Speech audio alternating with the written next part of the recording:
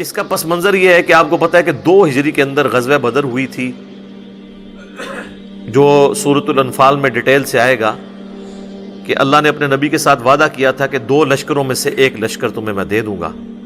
ایک ابو سفیان کا لشکر تھا جو کہ شام سے تجارت کرنے کے بعد مکے واپس آ رہا تھا، اور ظاہر ہے کہ مکے والوں نے مسلمانوں کی جدادیں وہاں پہ قبضہ کر لی تھی، اس کے بدلے میں مسلمانوں کو اجازت دی گئی کہ اب ان کا مال بھی تم لوٹ سکتے ہو بدلے کے طور پہ، قصاص۔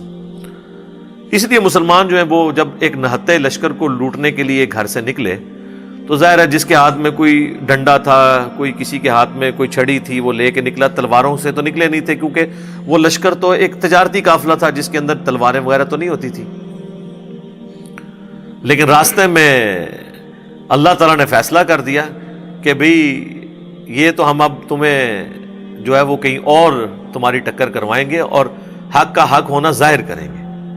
ابو سفیان کو یہ جب بات پتہ چل گئی کہ اس طرح مسلمان ہمارے لشکر کو لوٹ سکتے ہیں تو اس نے اپنا راستہ بدل لیا، اور پیرلل میں اس نے ایک قاصد بھجوا دیا مکہ شریف کے تمہارے تجارتی قافلے کو خطرہ ہے، کیونکہ ساری روزی روٹی اسی کے ساتھ جڑی ہوئی تھی ان کی۔ وہ سارے اپنا جو سامان دیتے تھے وہ بیچ کے شام میں، اور اس سے وہ پیسے یا اس کے جو بارٹر سسٹم تھا اس کے متبادل اور چیزیں لے کے آتے تھے۔ تو انہوں نے اپنے قافلے کے بچاؤ کے لیے پوری تیاری کر کے 1000 کا لشکر کیل کانٹے سے لیس، اسرے سے لیس لے آئے، اور یہاں مسلمان نہاتے تھے۔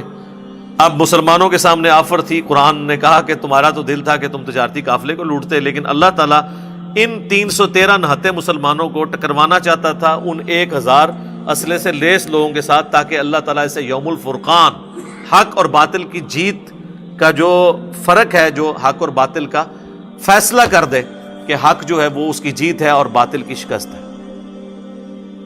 یہ نہیں تھا کہ وہ بالکل ہی اتنے گئے گزرے تھے کہ وہ بیچارے ایک تلوار بھی گھر سے نہیں لا سکتے تھے۔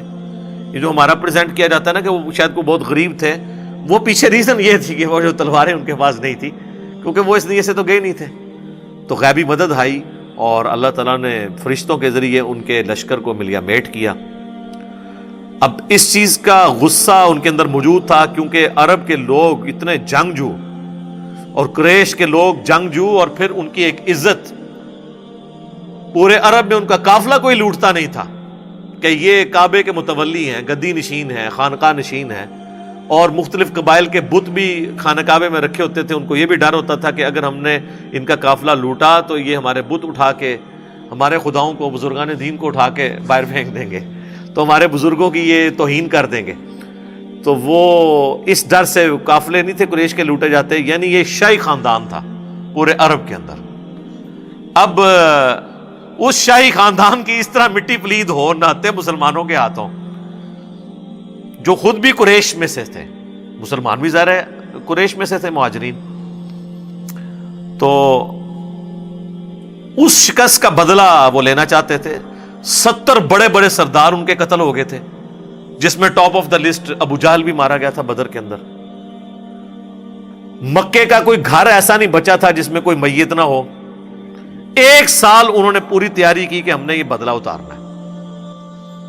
3 ہجری میں پھر وہ بدلہ اتارنے کے لیے پوری تیاری کے ساتھ 3000 کا لشکر لے کے آئے وہ، اور اس دفعہ وہ آتے ہوئے عورتوں اور بچوں کو بھی ساتھ لے کے آئے کہ اگر ہم بھاگنے لگے تو ہمیں اس چیز کا ڈر ہوگا کہ ہمارے بچے اور ہماری عورتیں مسلمانوں کے ہاتھ لگ جائیں گی، تو ہمیں اس غیرت کی وجہ سے جان تو ہم دے دیں گے لیکن ہم پیچھے نہیں ہٹیں گے۔ اور اس دفعہ ان کے لشکر میں حضرت خالد بن ولید بھی شامل تھے، جو غزوہ بدر میں شامل نہیں ہو سکے تھے کیونکہ ابو جہل نے انہیں پیچھے مکے کے اندر سردار کے نائب کے طور پہ چھوڑا تھا، اور ابو جہل چونکہ اب مارا جا چکا تھا، اس دفعہ لشکر کی سربراہی جو ہے وہ ابو سفیان کے ذمہ آئی۔ اب یہ اللہ کا کرنا ہے کہ بعد میں حضرت ابو سفیان نے بھی، حضرت خالد بن ولید نے بھی، دونوں نے اسلام قبول کر لیا رضی اللہ عنہما وعلیہم السلام۔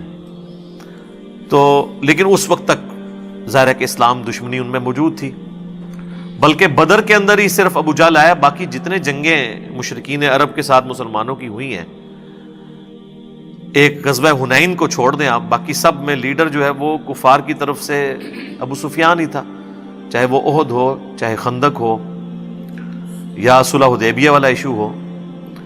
تو اب وہ بدلہ لینے کے لیے آ رہے تھے۔ اب مسلمانوں میں یہاں پہ مشورہ شروع ہو گیا. اب نبی صلی اللہ علیہ وآلہ وسلم کی ذاتی خواہش یہی تھی کہ ہمیں مدینے کے اندر رہ کے نا مدینے کا دفاع کرنا چاہیے، جس طرح کہ بعد میں غزوہ خندق کے موقع پر کیا. چونکہ میثاق مدینہ بھی یہودیوں سے ہوا تھا تو ہمیں ایک عددی برتری بھی حاصل ہو جائے گی کہ مدینے پہ اگر مشرکین عرب نے حملہ کیا تو یہودی بھی ہمارے ساتھ مل کر ہمارا ساتھ دیں گے، کیونکہ وہ معاہدے کے اندر تو بندھے ہوئے تھے. اور اگر ہم باہر نکلتے ہیں تو پھر ہمیں یہ مدد حاصل نہیں ہوگی. لیکن جو لوگ غزوہ بدر کے بعد انصار مدینہ نوجوان لڑکے مسلمان ہوئے تھے، وہ تو ابھی اس شہادت کے جذبے کے ساتھ سرشار تھے. وہ کہتے ہیں جی ہم نے کیوں اندر رہنا ہے، ہم نے تو باہر نکل کے لڑیں گے ایسی کی تیسی ان کافروں کی، ہم تو جان دینے کے لیے تیار ہیں. تو نبی صلی اللہ علیہ وآلہ وسلم نے کثرت رائے کی وجہ سے یہی فیصلہ کیا کہ ٹھیک ہے، اب اگر یہ اکثریت کا یہی فیصلہ ہے تو ٹھیک ہے، میں اسی کو مانتا ہوں. اسلام میں یعنی اس اعتبار سے حلال کے دائرے میں تو جمہوریت ہی دیکھی جائے گی، حلال کے دائرے میں. حرام کے معاملے میں دیکھا جائے گا اللہ کا حکم کیا ہے.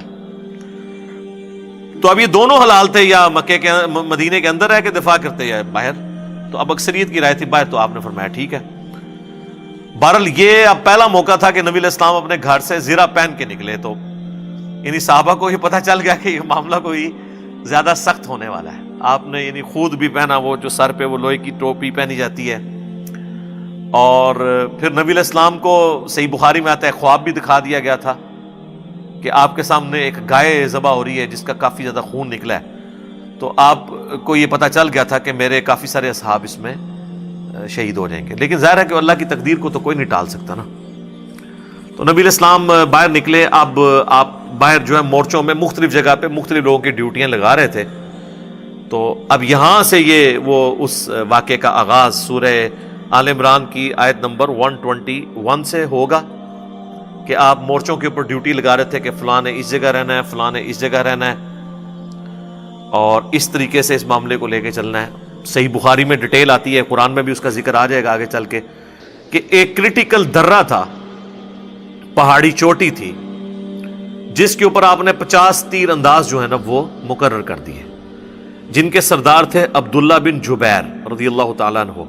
صحیح بخاری میں آتا ہے نبی علیہ السلام نے ان 50 لوگوں کو یہ وصیت کی تھی کہ تم اگر یہ دیکھو کہ چیل کوے بھی ہماری لاشوں کی بوٹیاں اٹھا کے لے کے جا رہے ہیں، تب بھی تم نے اس پہاڑی سے نیچے نہیں اترنا جب تک میں تمہیں حکم نہ دوں.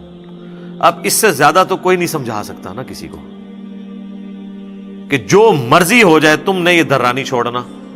آخری یہی ہو سکتا تھا نا کہ مسلمانوں کو شکست ہو جاتی اور مسلمانوں کی مدد کے لیے وہ درہ چھوڑتے. آپ فرمایا تم نے تب بھی نہیں چھوڑنا. لیکن وہی ہوا کہ جب جنگ میں مسلمانوں کا پلڑا بھاری ہوا تو کافر میدان جنگ چھوڑ کے بھاگ گئے، اور مسلمان جو ہے وہ ان کا پیچھا کرنا شروع ہو گئے. مال غنیمت جمع ہونا شروع ہو گیا. قرآن میں بھی اس کا ذکر آئے گا، بخاری میں ڈیٹیل کے ساتھ موجود ہے. تو وہ جو 50 تیر انداز تھے نا، انہوں نے وہ پہاڑی جو چوٹی تھی، وہ آج بھی آپ غزوہ احد کے شہداء کا جو قبرستان ہے اس کے پاس وہ آج بھی درہ موجود ہے. وہ پہاڑی چوٹی جو ہے چھوٹی سی، اس پہ میں خود بھی چڑھا ہوں، آپ چڑھ سکتے ہیں، اتنی اونچی نہیں ہے. وہ انہوں نے چھوڑ دیا، اگرچہ جو ان کے لیڈر تھے عبداللہ ابن جبیر وہ چیختے رہے کہ اللہ کے نبی نے منع کیا تھا. صرف 15 بندے اس کے ساتھ رہے، باقی 35 لوگ جو ہیں مال غنیمت جمع کرنا شروع ہو گئے. اور انہوں نے یہ اجتہاد کیا کہ یہ جو حضور نے فرمایا تھا تو اس صورت میں تھا جب مسلمانوں کو شکست ہوتی ہے، اب تو ہمیں فتح ہو گئی ہے، یعنی اپنی طرف سے اجتہاد کر لیا. حالانکہ حضور نے فرمایا تھا میرے حکم کا انتظار کرنا ہے.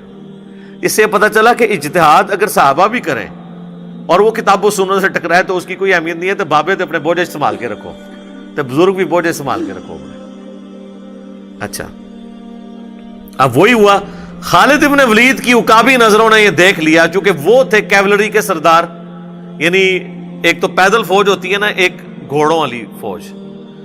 وہ تھے گھوڑوں والی فوج کے اوپر، اور یہاں سے یہ سارے ان کی فوج جب بھاگ کے جا رہی تھی کہ بھئی ہم تو شکست کھا گئے، انہوں نے جب دیکھا نا کہ اس نے درہ چھوڑ دیا ہے، اور ان کو یہ پتا تھا کہ اس پہاڑی کے پچھلی سائڈ کے اوپر راستہ ہے، پیچھے سے لا کے ہم ان پہ حملہ کریں تو مسلمانوں کی فوج کو ہم سینڈوچ بنا دیں گے. پیچھے اس طرف سے کیولری کا حملہ ہو جائے گا، یعنی گھوڑوں کے اوپر، ادھر سے آلریڈی ہماری فوج موجود ہے جو بھاگ رہی ہے، تو ان کو ہم جو ہے نا وہ دونوں فوجوں کے درمیان ان کو پیس دیں گے.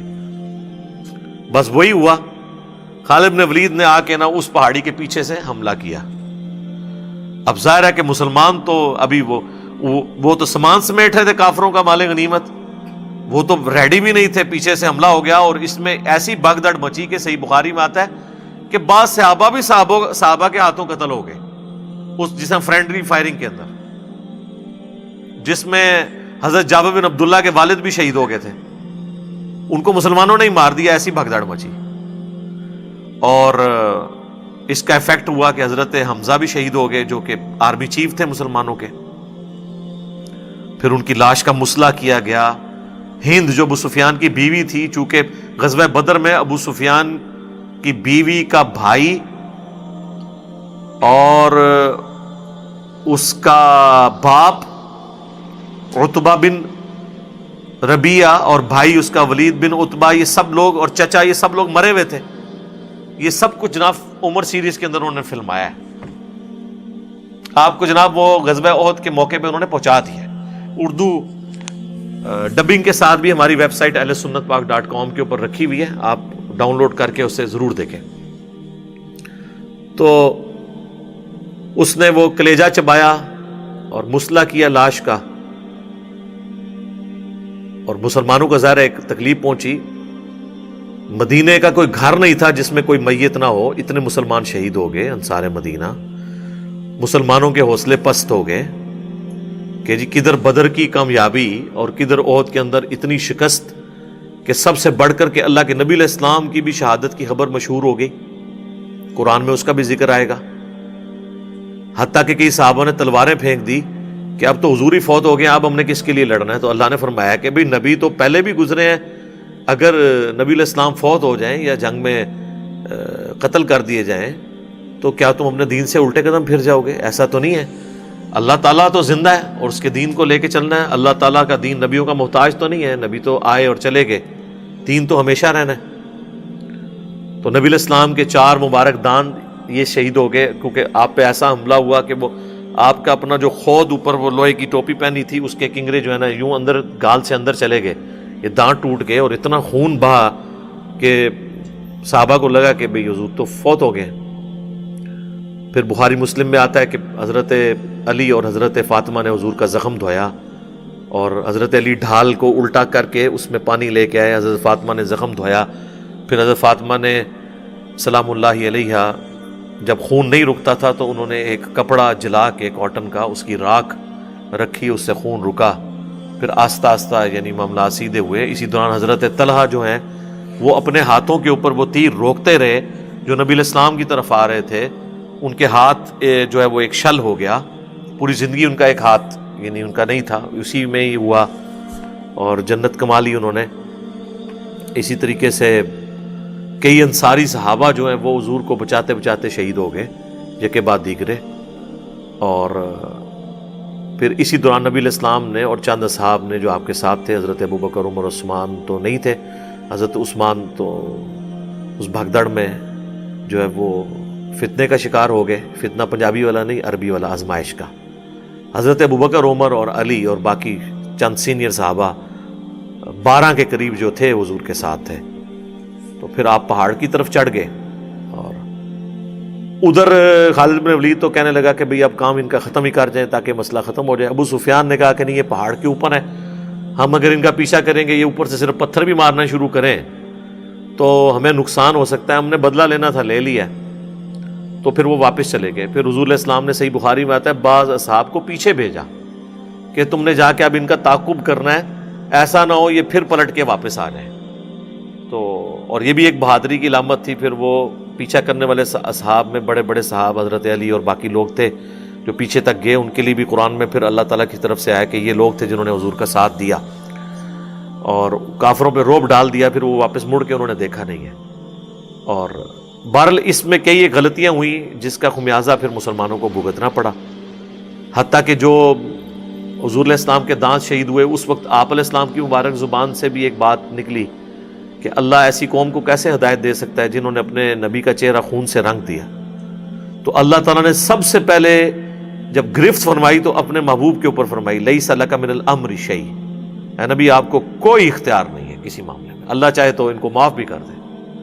اور وہی خالد ابن ولید جس کی وجہ سے حضور کے داں شہید ہوئے، اسی مبارک زبان سے خالد بن ولید کے لیے سیف اللہ کا لقب ملا اور وہ مسلمان بھی ہو گئے۔ تو یہ سارا میں نے ایک بلو پرنٹ آپ کے سامنے رکھ دیا ہے۔ اب آپ یہ آیات ہم جلدی جلدی کور کریں گے تو آپ کو اندازہ ہو جائے گا کہ میں نے جتنی باتیں بتائی ہیں آلموسٹ اس میں سکیٹرڈ فارم میں موجود ہیں۔ بہرحال اس میں ایک بہت بڑا اور واقعہ بھی ہوا تھا کہ عبداللہ ابن ابی جو منافق تھا وہ اپنے ساتھ لشکر لے کے الگ ہو گیا بیچ میں سے۔ مسلمان یعنی جو ان میں سے آپ سمجھ لیں کہ ان کی ایک اعتبار سے کمر ہی ٹوٹ گئی، ٹھیک ہے، کہ وہ اپنے لوگوں کو لے کے سائیڈ پہ ہو گیا۔ تو ان کا ذکر بھی اللہ تعالیٰ نے اشارتاً اس میں کیا ہے، ان منافقین کا جنہوں نے مسلمانوں کی جمعیت کو نقصان پہنچانے کی کوشش کی۔ بہرحال اللہ تعالیٰ نے مسلمانوں کو اوورآل ایک فتح دی اور اس اعتبار سے کہ اپنا وعدہ پورا کیا، لیکن بعد میں اپنی غلطی کی وجہ سے ان کو ایک آزمائش سے بھی گزرنا پڑا۔ تو یہ بڑا ضروری تھا کہ اللہ تعالیٰ اس کے اوپر مسلمانوں کی دل جوئی بھی کرتا، غلطی کو ہائی لائٹ کرتا، لیکن ظاہر ہے کہ تمام دل دکھے ہوئے تھے، اور ظاہر ہے کہ جن لوگوں نے بدر کی فتح دیکھی تھی، احد کی شکست سے کئی لوگوں کے ایمان بھی متزلزل ہو گئے ہوں گے۔ تو اس اعتبار سے ضروری تھا کہ اللہ تعالیٰ ان ساری چیزوں کو ایڈریس کرتا۔